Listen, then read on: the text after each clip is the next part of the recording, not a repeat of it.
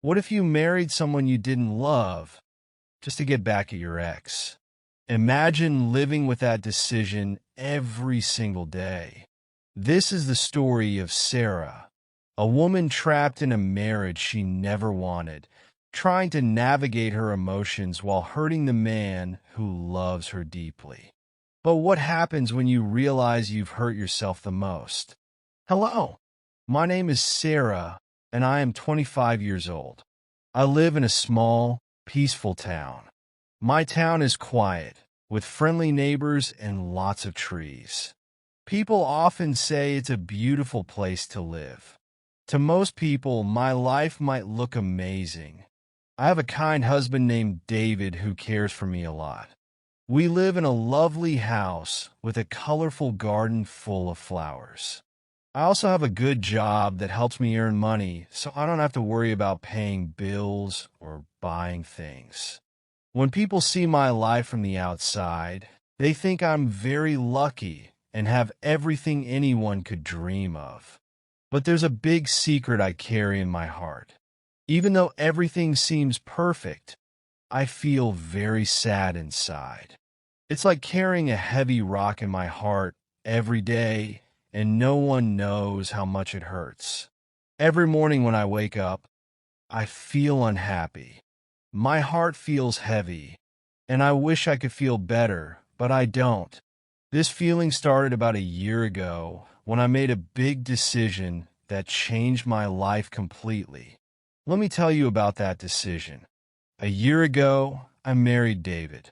He's a very nice man who treats me with love and kindness. But the truth is, I didn't marry him because I loved him. I married him because I was angry. I wanted to hurt someone else, my ex-boyfriend, who had broken my heart. I thought that if I married David, it would make my ex-boyfriend jealous or sad. But I made a terrible mistake. Instead of making someone else sad, I ended up hurting myself. Now, I am stuck in a situation where David loves me very much, but I don't feel the same way about him. I feel trapped, and I don't know what to do. David is a very kind and caring man. He is the kind of person who always thinks about how to make others happy. Some people might say he's too good to be true because he is so thoughtful and sweet. David shows his love for me in many ways. He remembers all the little things that matter to me. For example, he knows my favorite flowers are sunflowers, so he often brings them home to surprise me. He also remembers that I love chocolate donuts and brings me one after his morning jog. Even small things, like knowing I can't sleep without my favorite blanket, are important to him. But no matter how hard he tries to make me happy, I don't feel the same way about him. My heart feels quiet, like it doesn't know how to respond. I've tried to make myself love him the way he loves me, but I just can't. One evening, after we finished dinner, David looked at me with a gentle smile. He said, "Sarah, I know you don't love me yet, but I believe you will one day. My love is strong enough for both of us right now." When he said that, I felt so sad inside. His words made me feel even more guilty because I knew deep down that day might never come. I wanted to tell him how I felt, to cry and shout, but I couldn't. Instead, I just nodded and walked away without saying anything. My mom's advice keeps playing in my head. She used to tell me, "Sarah, love grows with time." Not every marriage starts with love, but if you're patient, it can grow. I've been holding on to those words for months, hoping they will come true. I've tried to believe that love will come if I give it enough time.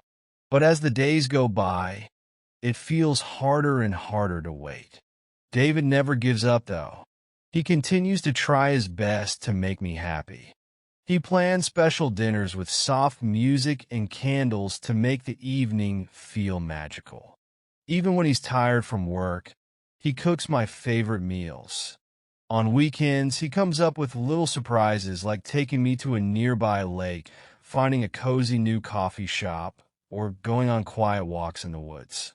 I try my best to smile and act like I'm happy, but inside I feel stuck. It's like I'm living someone else's life, and it doesn't feel right. One evening, David took me to a park. It wasn't just any park, it was a very special one. This was the place where he had asked me to marry him. The park looked magical. The cherry blossom trees were covered with soft pink flowers, and the petals floated gently in the breeze. The air smelled sweet, and everything seemed peaceful. David held my hand and smiled at me. He said softly, "Do you remember this place? This is where I promised to love you forever." I nodded my head and gave him a small smile, but my heart felt heavy. Inside, I wanted to shout, "I don't love you." The words were stuck in my throat. I couldn't say them because I didn't want to hurt David. He was such a kind and loving person.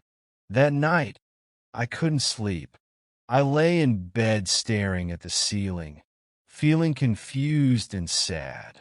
My thoughts were like a storm in my mind. I wondered if I would ever feel truly happy again.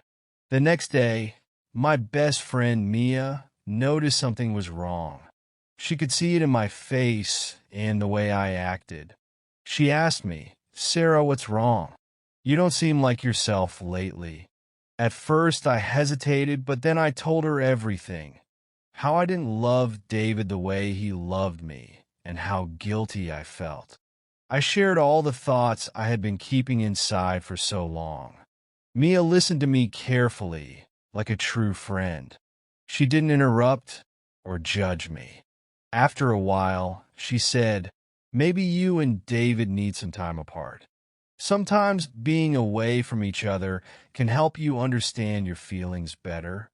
Her words made sense, but deep down, I knew time apart wouldn't fix the problem. It wasn't about distance or time. The real problem was my heart. I didn't feel the kind of love for David that he deserved, and that made me feel even worse. David still didn't give up on me. He believed that one day we could be happy together. One day he asked me a big question. He said, "Sarah, do you think we should start a family? Maybe having a baby will make us feel closer to each other." When I heard his words, I felt completely frozen. My heart started beating fast. The thought of having a baby with someone I didn't truly love scared me. I couldn't imagine raising a child in a home where my heart felt so empty. I looked at him and said softly, "I'm not ready for that." David looked sad, but he didn't get angry or upset. He just nodded quietly. He didn't try to force me, and that made me feel even more guilty. Sometimes I thought about leaving. Once I even packed a small bag with my clothes. I planned to leave the house in the middle of the night when David was asleep. I thought, if I leave, maybe both of us will have a chance to be happy in different ways. But when I walked into the bedroom, I saw David sleeping peacefully. He looked so calm and kind. I stood there for a long time, just watching him. My heart hurt because I knew that leaving would break his heart. The guilt was too heavy and I couldn't do it. The next morning, David did what he always does. He woke up early and made me coffee. He smiled at me and said, "Good morning, Sarah. I believe in us. We can make this work." His words made me feel even worse. It was like someone had placed a heavy stone in my chest. I wanted to believe in us too, but deep inside, I couldn't. A few days later, David said he had a surprise. He planned a trip to the beach. "Sarah," he said, "maybe the sea will help you feel better. Sometimes nature can make everything seem brighter." We drove to the beach that weekend. The sun was shining. The sand was warm, and the waves crashed gently on the shore. It was beautiful. David held my hand as we walked along the beach. He talked about the future, about dreams he had for us, and about the life he imagined we could have together. But as I listened to him, my heart felt empty. Even the beauty of the ocean, with its sparkling waves and soft breeze, couldn't change how I felt inside. When we got back home, my best friend Mia called. She knew how I had been feeling and wanted to check on me. "Did the beach trip help you feel any better?" she asked. I took a deep breath and told her the truth. "No, Mia," I said. "Nothing seems to help. I don't know what to do. Sometimes it feels like I'm stuck in a deep pool of water and I can't breathe. It's as if I'm drowning, struggling to find air." David, my husband, is a wonderful person. He's kind and cares for me, but I know I can't love him the way he loves me. He deserves someone who can love him just as much as he loves them, but that person isn't me. I know that something needs to change in my life, but I'm scared. I worry about leaving David because I don't know what will happen next. What if I never find real happiness? What if David is the best person I'll ever have in my life? One night, I was standing in front of a mirror, and when I looked at myself, I didn't even recognize who I was anymore. I didn't see the happy, excited person I used to be. I had lost my smile, my joy, and all the dreams I once had. Everything felt so heavy, and I felt so sad. I knew that I couldn't keep living like this. I couldn't keep pretending everything was okay when it wasn't. David is a really good person, and he deserves someone who can love him completely, but I couldn't give him that kind of love. It was time for me to be brave. I needed to make a change, not only for myself, but for David too. He deserves to be loved the right way, and it wouldn't be fair to keep pretending. This is my story.